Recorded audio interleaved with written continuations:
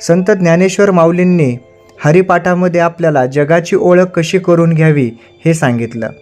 माऊली म्हणतात की त्रिगुण असार निर्गुण हे सार, सारासार विचार हरिपाठ. सगुण निर्गुण गुणाचे अगुण, हरिविन मन व्यर्थ जाय. अव्यक्त निराकार नाही ज्या आकार, जेथोनी चराचर हरिसी भजे. ज्ञानदेवा ध्यानी रामकृष्ण मनी, अनंत जन्मोनी पुण्य होय. या तिसऱ्या अभंगामध्ये हरिपाठाच्या ज्ञानेश्वर महाराज कशा प्रकारे आपण विचार हा हरिपाठानुसार करतो हे सांगितलंय. ते सांगतात की मानवाला 3 गुण असतात. जे गुण त्याला हे जीवन जगण्यासाठीचं त्याच्याकडे दिलेले हे एक प्रकारचे बंधनं असतात. जसं की सत्व, रज आणि तम. या गुणांचा व्यवस्थित सांभाळ करत, या गुणांची एकमेकाशी चांगली सांगड घालत मानवाला आपलं कार्य जीवनामध्ये येऊन पूर्ण करायचं असतं.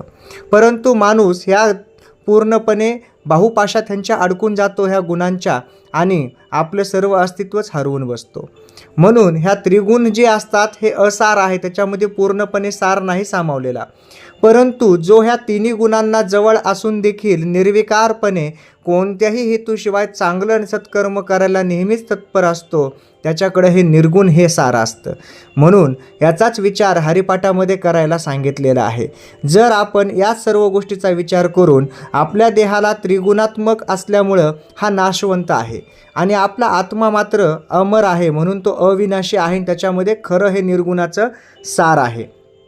तर याच आत्म्याला अमरत्व देण्यासाठी मानवानं काय केलं पाहिजे, तर ऐहिक सुख, वैभव, पैसा, अडका यात जास्त लक्ष न देता थोडंसं हरिस्मरण देखील करावं लागतं. कारण त्याशिवाय आपल्याला ईश्वराचा साक्षात्कार होणार नाही, परमेश्वर दिसणार नाही, देव समोर असून देखील कधी भेटणार नाही.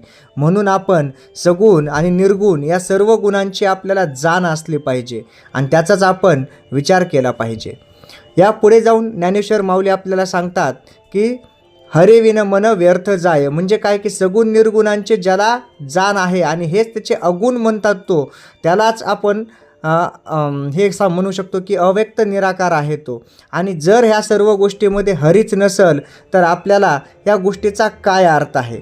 एखादी गोष्टी जर एखाद्या वस्तूमध्ये लपवलेली असेल म्हणून ती वस्तू मोठी किंवा छोटी आहे हे लगेच आपण नाही सांगू शकत.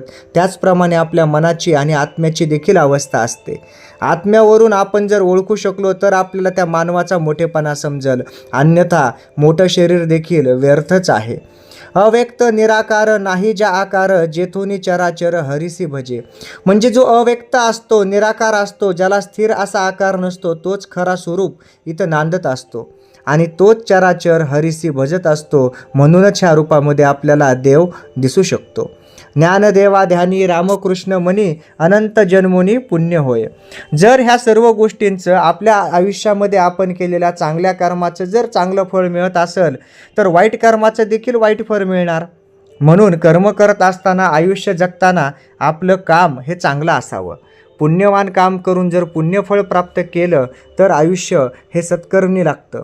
म्हणून ज्ञानेश्वर महाराज म्हणतात की माझ्या ध्यानी रामकृष्ण होतं, माझ्या मनामध्ये राम आणि कृष्ण साठलेले होते, म्हणून माझा पुण्यसंचय खूप मोठा झाला. आणि हा पुण्यसंचय मोठा झाल्यामुळे अनंत जन्मामधून मला हे पुण्य प्राप्त झालं आणि माझ्या मनामध्ये, माझ्या विचारांमध्ये हे केवळ रामकृष्ण हरीच वसलेले आहेत. असाही विचार जर आपण केला तर आपल्यामध्ये सुद्धा ईश्वर वसण्यामध्ये, राहण्यामध्ये कुठंही कमीपणा येणार नाही. कारण प्रत्येक वेळेस आपण जर ह्याच निर्गुण रूपाचं ध्यान करत बसलो तर ते देखील दिसल आणि सगुण रूपाचं ध्यान करत बसलात तर ते देखील ईश्वर आपल्याला रूप दाखवल. कारण आपलं आणि ईश्वराचं हे स्वरूप निज निर्गुण असतं. म्हणजेच काय, दोन्ही एकच असतं, त्याचा निश्चय हा एकच असतो. म्हणून हे दोन्ही समसाम्य आहे. याचा जरी आपल्याला गहन अर्थ लक्षात आला तरी आपल्या जीवन हे सफल होईल. जय जय रामकृष्ण हरी.